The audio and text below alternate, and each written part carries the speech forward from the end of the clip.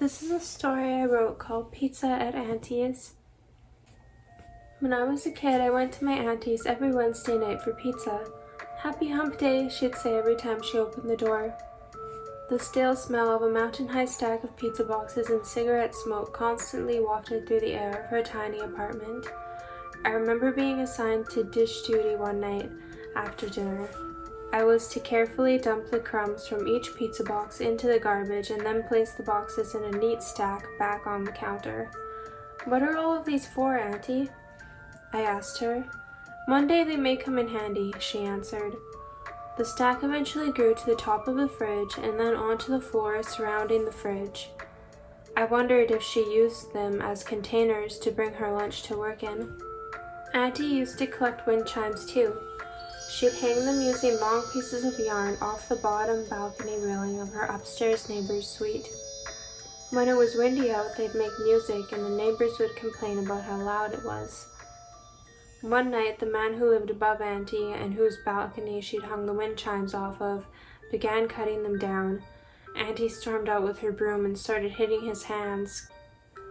"Cut my wind chimes down one more fucking time, Donald, and I'm calling the cops." Although Donald stopped cutting down the wind chimes, he shouted back at her, "You need to develop more respect for the other residents of this apartment, Elle. I've been getting complaints." When Auntie came back inside, she sat down with her pizza and said, "Fucking Donald thinks he runs the world just 'cause he's the apartment manager." I'd never seen Auntie so mad, and I was a little scared, but when she smiled brightly at me and said, "What do you want to have for dessert, sweetie?"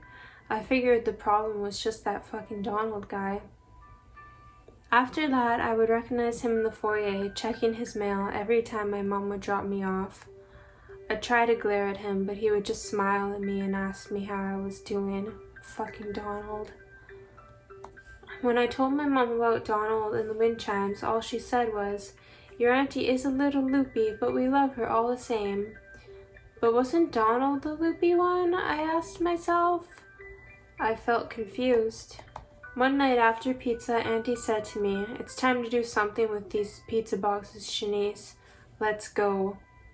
It was December and her apartment wasn't classy enough to come with covered parking, so we had to haul all of the pizza boxes down to her car in the snow.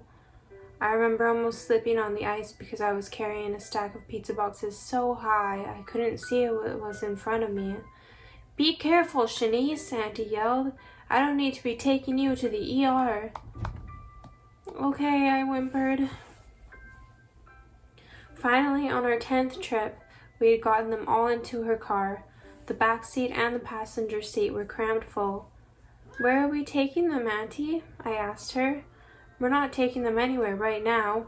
I'm going to be using them for something tomorrow." I forgot all about the pizza boxes.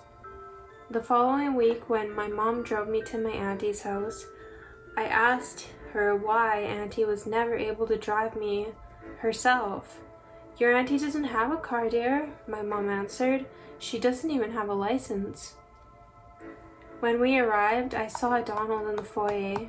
He didn't notice me at all because he was complaining to one of the other tenants about his car being set on fire in the parking lot. "There was a shitload of cardboard in the cab," he told the tenant. "Wow," the tenant responded. "And the owners of this place still refuse to invest in security cameras?" "Yes, it's bullshit," Donald said. At the age of 11, I was able to put two and two together. Maybe my auntie really was the crazy one. I loved her all the same, though.